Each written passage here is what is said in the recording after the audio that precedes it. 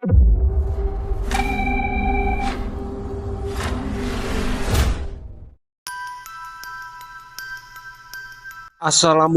warahmatullahi wabarakatuh. Salam sehat dan sejahtera untuk kita semua. Halo sahabat para penikmat kisah-kisah misteri dan cerita tentang makhluk astral tak kasat mata. Jumpa lagi bersama saya Untung Prasetyo dalam channel Lingkaran Misteri.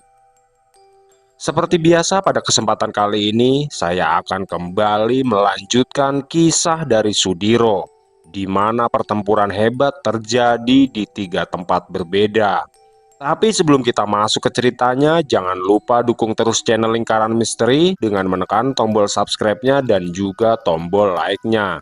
Serta nyalakan lonceng notifikasinya agar sahabat semua tidak ketinggalan kisah-kisah menarik lainnya. Oke, tanpa berlama-lama lagi, mari kita simak ceritanya.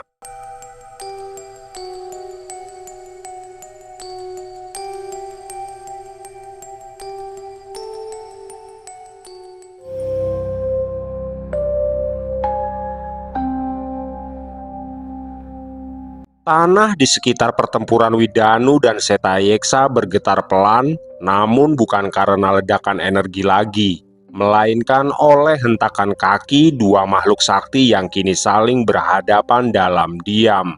Mata mereka saling menatap, mengunci satu sama lain seperti dua bara yang siap meledak kapan saja. Sedetik kemudian, tiba-tiba tubuh Widanu menghilang dari pandangan mata Setayeksa. Gerakannya begitu cepat seperti bayangan yang melesat menembus kabut. Dalam sekejap, dia sudah berada tepat di hadapan lawannya. Pukulan pertamanya meluncur deras ke arah dada Setayeksa. Akan tetapi, sosok makhluk gaib itu tak kalah cepat. Dia menangkis dengan lengan kiri, lalu memutar pergelangan tangan dan menyalurkan tenaga dalam dari pusar yang membentuk gelombang kecil untuk menahan serangan itu. Keduanya terpental setengah langkah ke belakang, tapi Setayeksa segera membalas dengan tendangan setengah lingkaran dari bawah yang melayang deras. Widanu memutar tubuhnya ke belakang, menangkis dengan lutut kanannya, lalu membalas dengan pukulan siku berlapis tenaga dari ajian jagat papat. Udara di sekitarnya berdesing tajam seperti cambuk cahaya yang memecah kabut. Setayeksa berputar cepat, tombak trisula di tangannya tak lagi seperti senjata, melainkan perpanjangan dari tubuhnya sendiri. Dia mengayunkannya rendah, memotong jalur gerakan Widanu. Tapi sang penjaga gerbang telah mengantisipasinya. Dia melompat tinggi dengan gerakan tubuh yang berputar di udara, lalu turun dengan tendangan tumit yang menghantam bahu kiri Setayeksa. Benturan itu mengguncang lembah, batu di bawah kaki mereka pecah menjadi debu. Namun Setayeksa tak goyah. Dengan kecepatan luar biasa dia menghilang, menyisakan jejak api di tanah. Lalu tiba-tiba Widanu merasakan hawa panas dari arah belakangnya. Dan belum sempat dia berbalik, pukulan berlapis tenaga api menghantam punggungnya. Tubuh Widanu terdorong ke depan, tapi dia memutar di udara dan mendarat ringan dengan satu lututnya. Dari posisi itu, Widanu memusatkan tenaga di telapak tangan kanannya, lalu memukul tanah dengan keras. Pukulan itu membuat tanah bergelombang, dan dari bawahnya 4 bayangan samar muncul kembali. Bayangan itu adalah bentuk dari ajian jagat papat yang kini menyelimuti tubuh Widanu, yang gerakannya menjadi lebih gesit seperti 4 bayangan yang menari bersamanya. Pertarungan pun berubah menjadi tarian maut. Setiap gerakan Setayeksa diimbangi oleh kecepatan dan kelincahan Widanu. Setayeksa menurunkan trisulanya, mengandalkan tangan kosong. Dia membuka jurus Raja Hosi Langit, lalu mengalirkan tenaga panas melalui urat-urat tangannya, sehingga setiap pukulannya meninggalkan jejak bara merah di udara. Sementara itu, Widanu membalas dengan teknik pancerpitu, perpaduan pukulan dan elakan yang nyaris mustahil dibaca mata biasa. Keduanya bertukar serangan bertubi-tubi, pukulan, tangkisan, tendangan, putaran tubuh, tusukan lutut, hingga tepukan tenaga dalam yang memecah udara seperti gelegar petir. Setiap kali tubuh mereka beradu, percikan cahaya biru dan merah memancar. Gerakan mereka terlalu cepat hingga yang terlihat hanya bayangan samar yang menari di antara kabut dan api. Hingga akhirnya satu momentum tercipta. Widanu berhasil memutar tubuhnya, menyambar pergelangan tangan Setayeksa lalu menghantam dadanya dengan siku kanan. Tapi Setayeksa justru tersenyum dingin, membiarkan tubuhnya terdorong ke belakang sambil menarik nafas panjang. Dalam sekejap, aura panas dari tubuhnya keluar.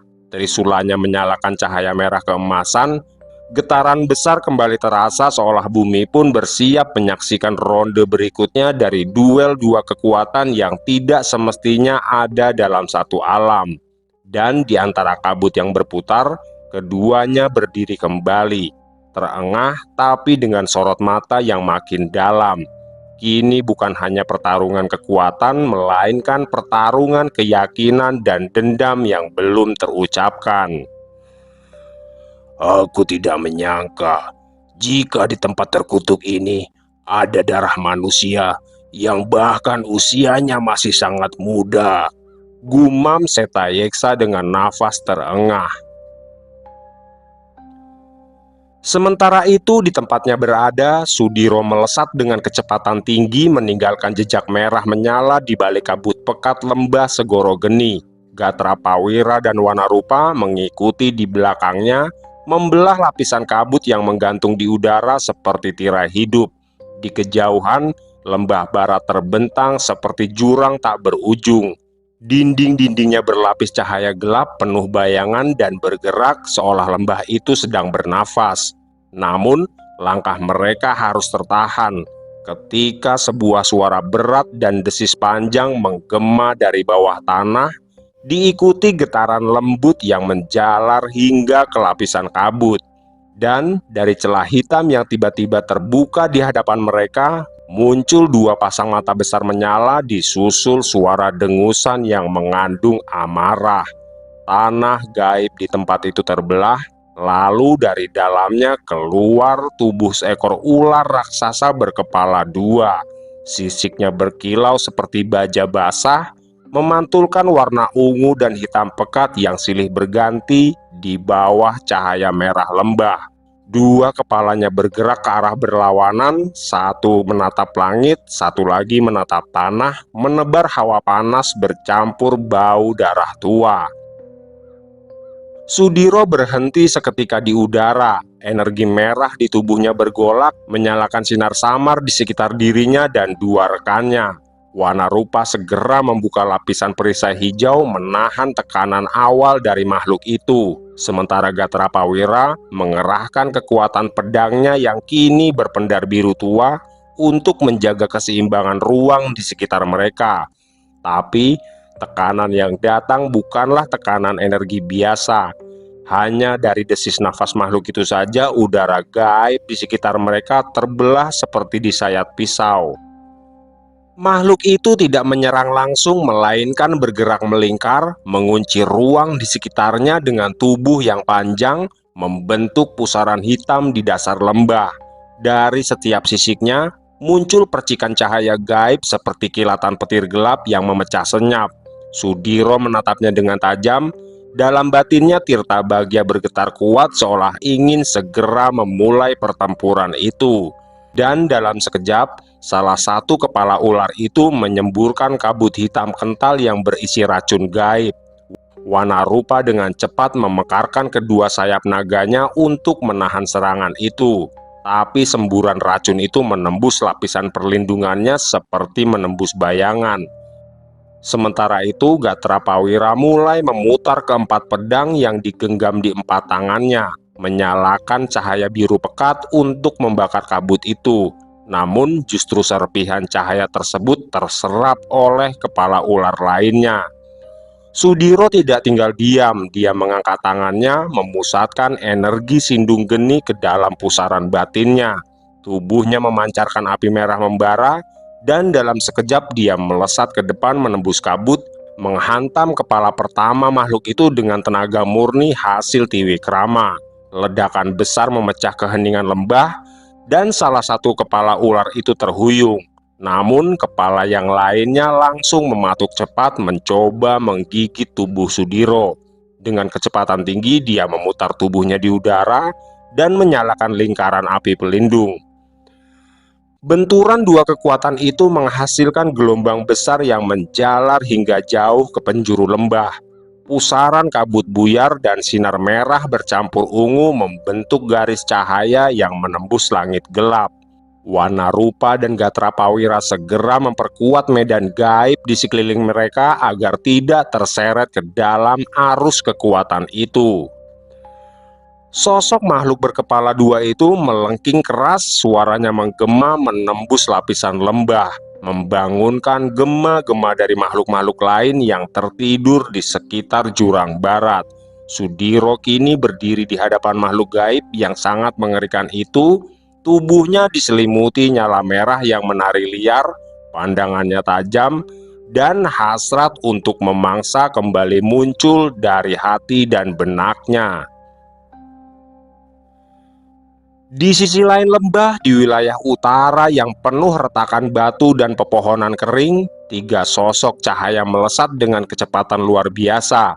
Ki Condrowongso berada paling depan, tubuhnya diselimuti cahaya keemasan yang bergulung lembut seperti kabut suci. Di belakangnya, Bolorejo membentangkan jejaring akar gaib yang bergetar seperti urat hidup. Sedangkan Wanageni memekarkan lidah-lidah api biru yang menari di sekeliling tubuhnya. Di hadapan mereka, makhluk kera itu berdiri di atas batu terbelah. Ukurannya lebih besar dari Bolorejo. Bulu hitamnya berkilau seperti batu obsidian, dan di balik setiap helainya tampak kilatan merah yang bergerak seolah darahnya sendiri mendidih. Dua matanya menyala hijau memancarkan cahaya menusuk yang mengandung kebencian.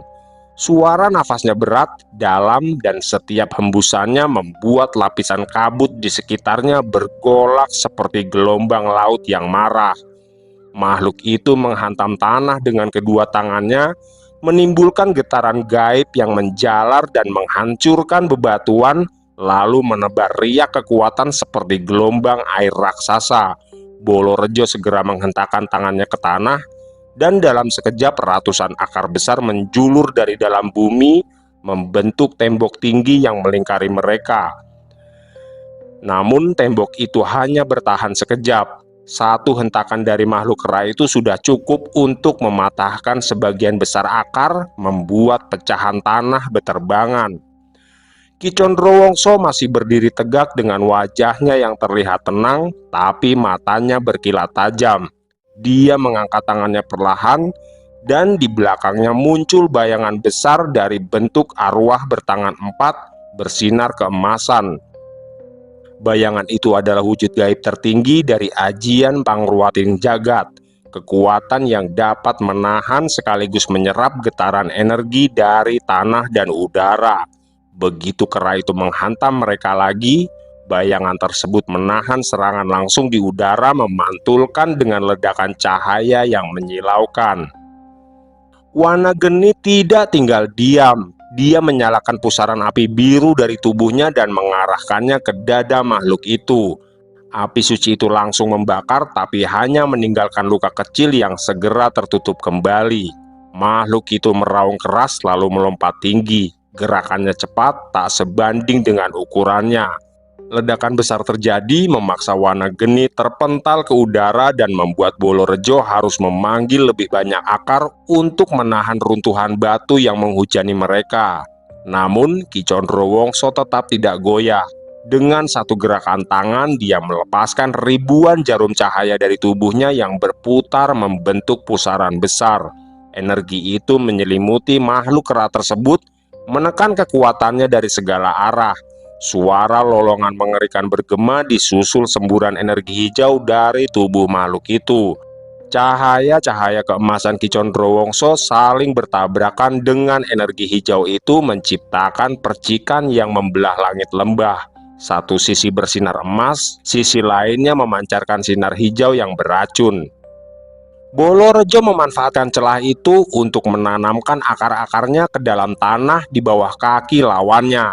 Lalu dia menarik kekuatannya dari dalam, dan dari perut bumi muncul puluhan tombak akar hitam yang menembus tubuh makhluk itu dari bawah, mengikat dan menahan pergerakannya.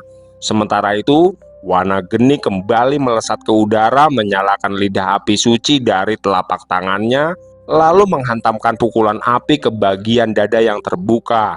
Suara ledakan berikutnya begitu dahsyat hingga lapisan kabut di sekitar mereka sirna total. Kilatan emas, hijau, dan biru bercampur menjadi satu, memantul ke seluruh penjuru lembah.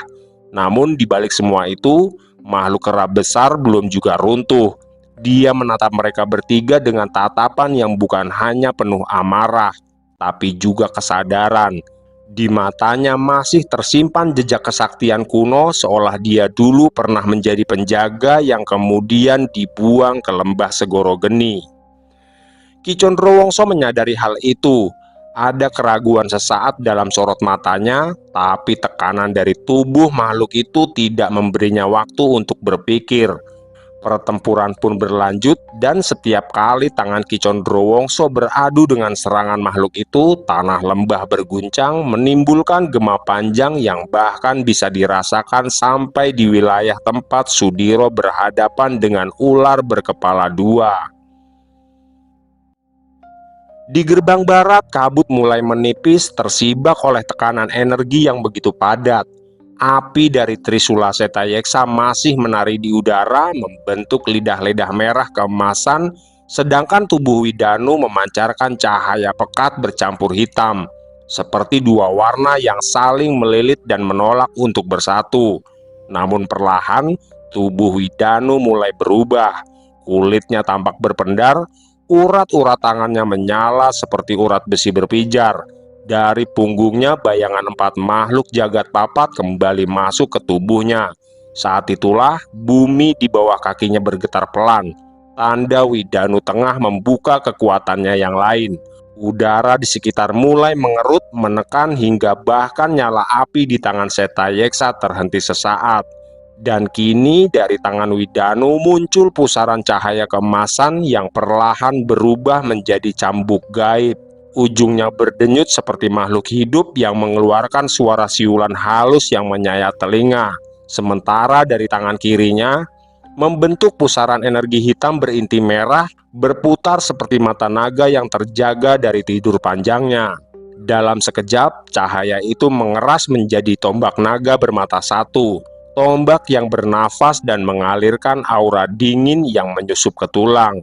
Setayeksa sempat menyipitkan mata. Dia tahu itu bukan sembarang ajian. Itu adalah kekuatan yang hanya dikeluarkan ketika seorang penjaga gerbang menanggalkan batas tubuh dan jiwanya. Satu jurus yang bisa mengorbankan diri sendiri demi menegakkan keseimbangan alam. Dan tanpa menunggu aba-aba, Widanu melangkah maju sambil memutar cambuk gaibnya. Cambuk di tangan kanannya melesat cepat seperti petir, memotong udara, membentuk jalur cahaya melingkar. Setayeksa menangkis dengan trisulanya. Percikan api meledak dari setiap benturan cambuk dan logam. Suara dentingan itu menggema seperti genderang perang. Namun, sebelum Setayeksa sempat mengatur keseimbangan, tangan kiri Widanu terangkat. Mata tombak pada naga itu terbuka, menatap lurus ke dada lawannya. Dan dalam sekejap, tombak naga itu meluncur cepat, terlalu cepat menembus lapisan kabut dan menembus gelombang energi api, lalu menancap tepat di dada Setayeksa. Tubuh Setayeksa terpaku, wajahnya menegang, matanya membesar, bukan karena rasa sakit, melainkan karena sesuatu yang tak terduga. Dari tombak itu, Setayeksa merasakan bukan hanya kekuatan penghancur, tapi juga energi pengikat jiwa. Tubuhnya bergetar, darah mengalir dari sudut bibirnya, dan tidak lama kemudian Setayeksa terhuyung tapi tidak terjatuh. Tubuhnya bergetar hebat, Api di sekitarnya meredup, tapi bukan karena kelelahan, melainkan karena kebingungan dan luka batin yang lebih dalam dari tusukan itu sendiri. Di sisi lain, di tempat Sudiro berada, ular berkepala dua itu melingkar seperti pusaran raksasa, sisiknya berkilat laksana besi panas.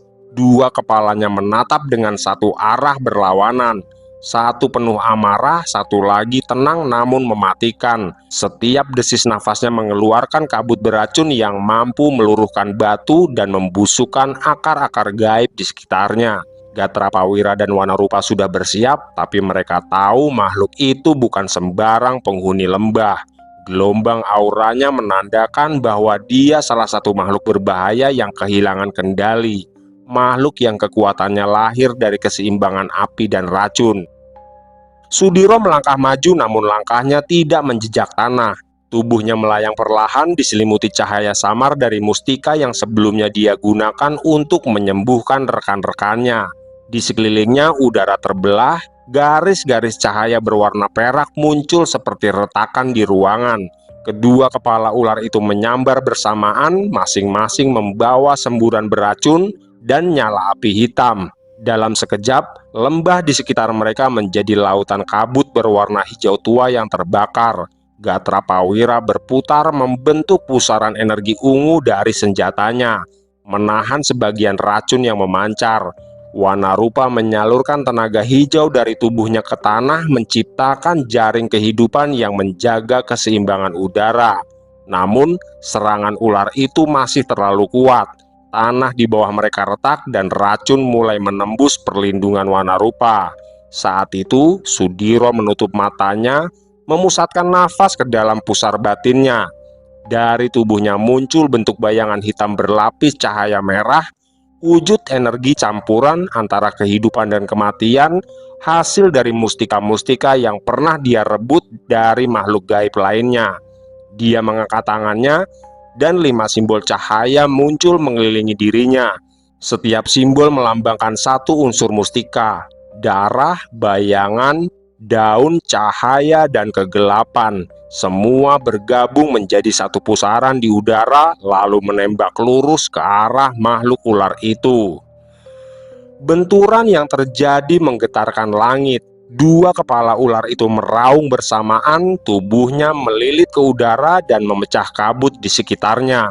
Racun berubah menjadi kristal hitam yang jatuh seperti hujan batu, dan api hitam yang tadi menyala kini padam, tertelan gelombang energi Sudiro. Salah satu dari kepala ular itu hancur terlebih dahulu, terpecah menjadi butiran cahaya hijau yang berhamburan. Kepala lainnya masih melawan, tapi tubuhnya telah kehilangan keseimbangan. Gatra Pawira melesat ke udara, memutar senjatanya yang kini bersinar ungu pekat, dan menghantam bagian tengkuk makhluk itu dengan kekuatan penuh. Ledakan energi gaib memekik di udara, menutup peraungan terakhir sang penghuni lembah. Saat debu mulai turun, ular berkepala dua itu perlahan membeku menjadi batu. Tubuhnya yang besar menenggelamkan sebagian lembah, dan dari dalam retakan bekas luka muncul butiran mustika baru, inti kehidupan makhluk itu yang mengambang perlahan ke arah Sudiro. Sudiro menatapnya tanpa bicara. Dia tahu makhluk itu bukan sekedar musuh, melainkan penjaga yang dikorbankan oleh kekuatan yang lebih besar. Dengan tangan kanan dia menutup mustika itu di dalam genggamannya, lalu membiarkan cahayanya meresap ke dalam tubuhnya. "Apakah kau mampu mengendalikan kekuatan itu, Diro?" tanya Wanarupa yang mulai merasa khawatir akan perubahan besar yang terjadi pada sahabatnya itu. "Menurutku, kau tidak perlu lagi memangsa mustika dari makhluk itu, Diro," imbuh Wanarupa lagi. Akan tetapi, belum sempat Sudiro menjawab, getaran hebat mulai mengguncang tempat itu. Dan tidak lama kemudian, gelombang besar dari arah barat datang menghempas ketiganya. "Apa yang terjadi di sana?" seru Gatra Pawira sambil memutar keempat pedangnya untuk menghalau debu yang menutupi pandangannya. "Widano," gumam Sudiro sambil memejamkan kedua matanya dan menyatukan mustika yang didapatnya dari makhluk ular tadi ke dalam tubuhnya.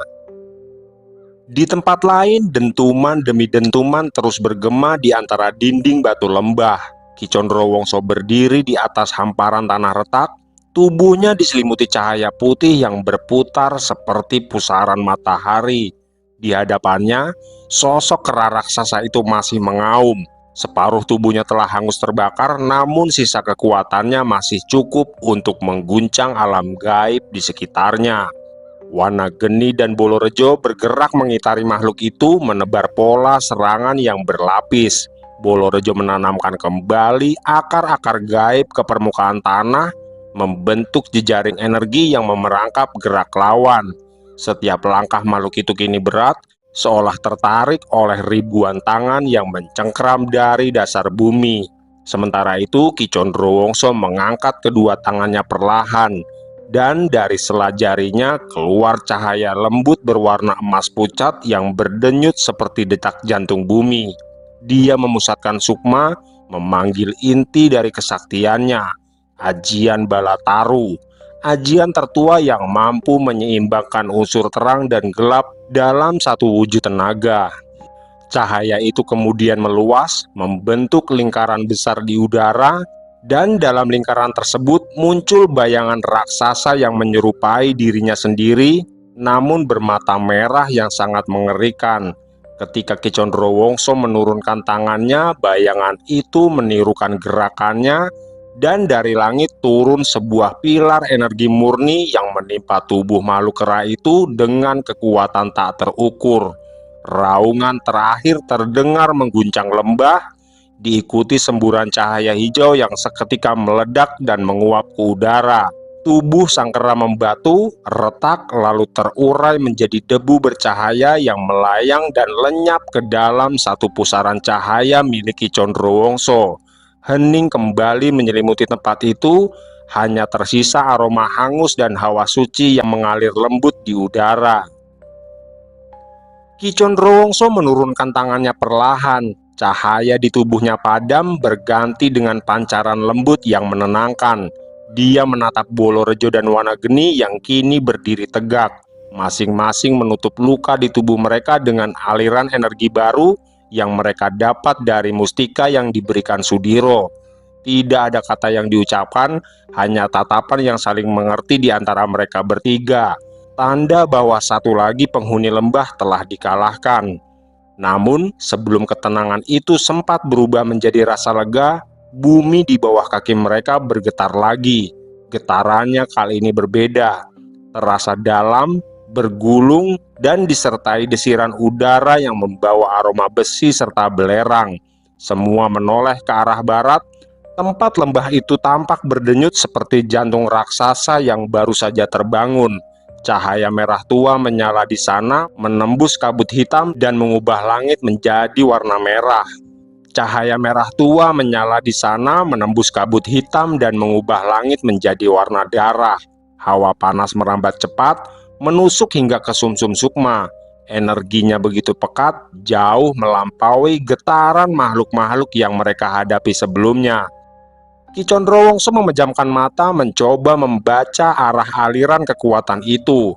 Namun, begitu dia menyentuh gelombangnya, dadanya terasa seolah tertusuk oleh ribuan jarum gaib.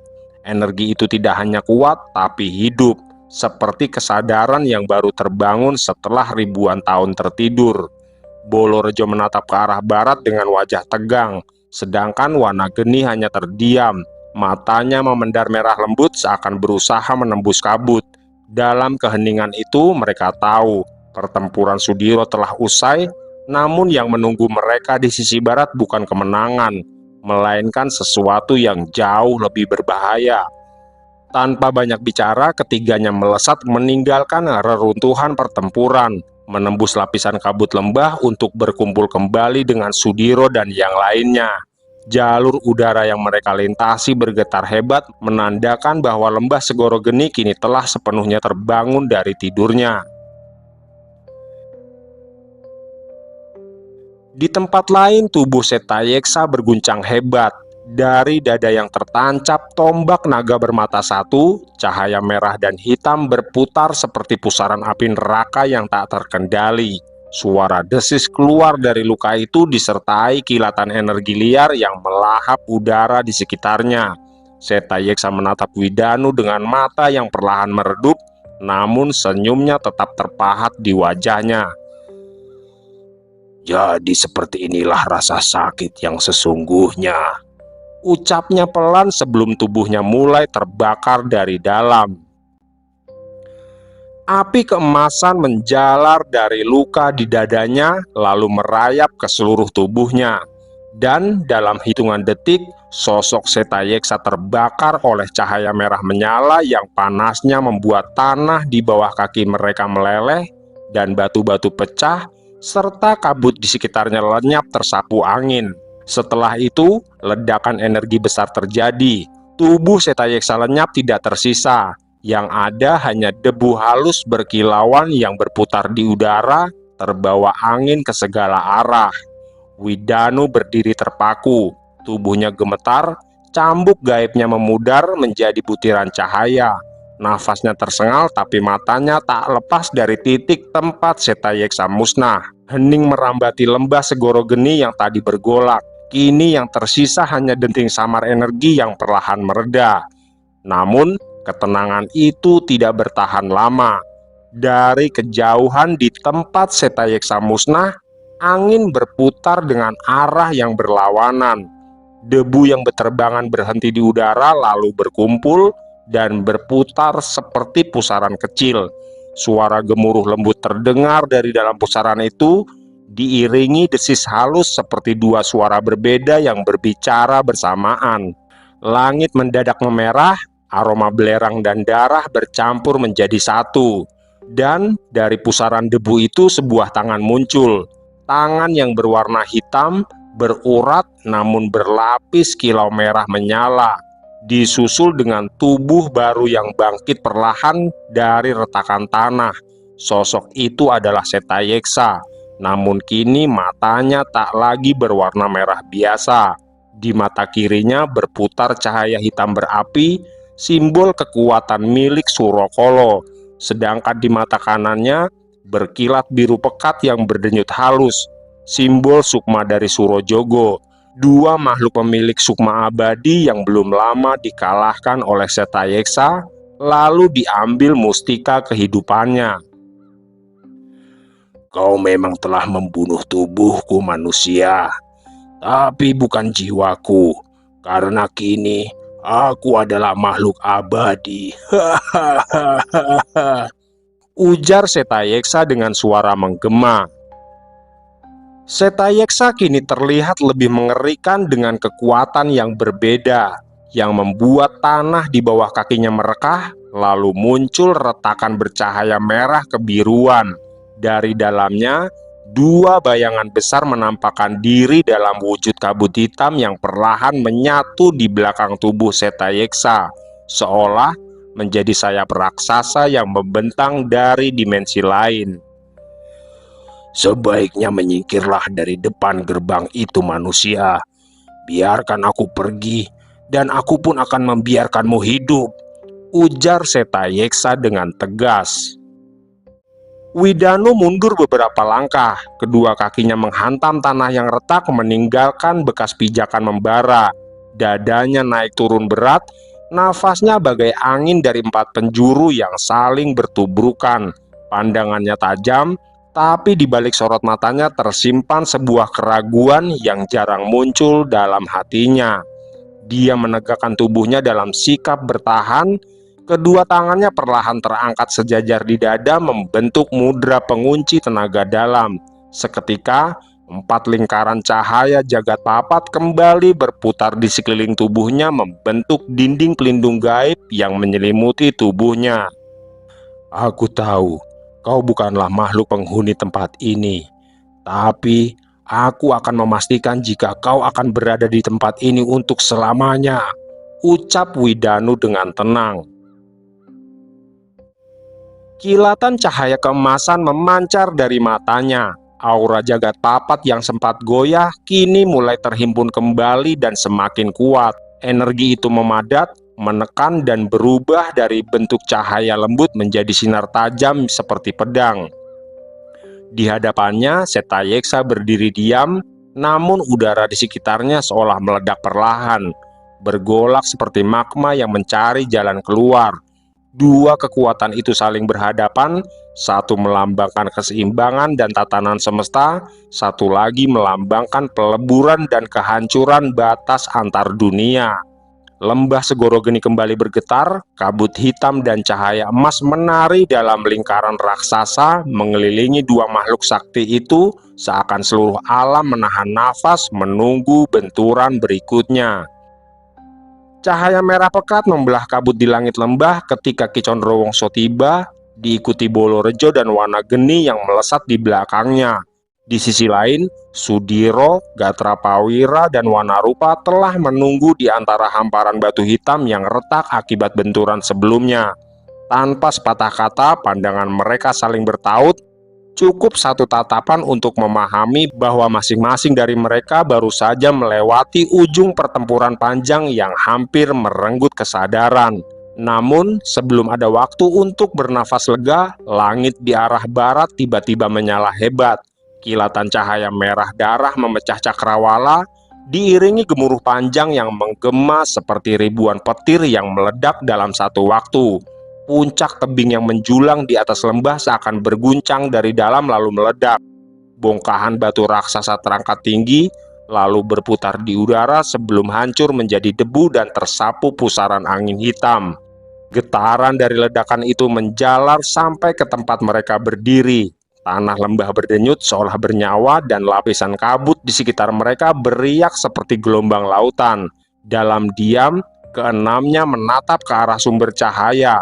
Tubuh-tubuh mereka kaku, mata mereka terpaku pada pertempuran yang berlangsung di kejauhan. Dari balik gelombang api dan kabut hitam, terlihat dua sosok bayangan yang melesat cepat.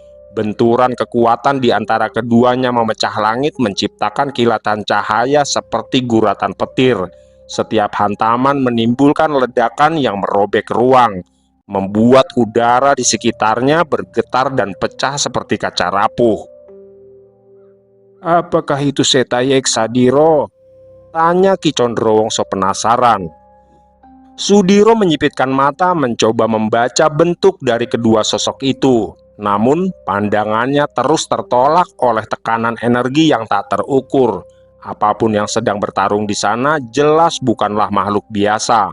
Kekuatan mereka bukan hanya menekan ke alam di sekitarnya, tapi juga menembus batas kesadaran, menimbulkan rasa berat di dada siapapun yang mencoba memahaminya. "Kekuatan makhluk itu sangat besar, Ki. Aku tidak mampu menembus kekuatannya dari sini," balas Sudiro menjelaskan. Ki Condrowongso menatap ke arah jauh tanpa berkata apapun. Tatapan matanya dalam, namun wajahnya terlihat memucat, seolah sebagian dari dirinya mengenali salah satu aura yang beradu di kejauhan itu. Dia tahu, ini bukan sekedar pertempuran antara dua makhluk gaib biasa, tapi ini adalah benturan antara dua kekuatan purba yang seharusnya telah lama lenyap dari alam ini. Suara ledakan terakhir terdengar memekakan telinga, membuat lembah Segoro Geni kembali bergetar, diikuti cahaya merah yang membumbung ke langit seperti lidah api yang tak berujung.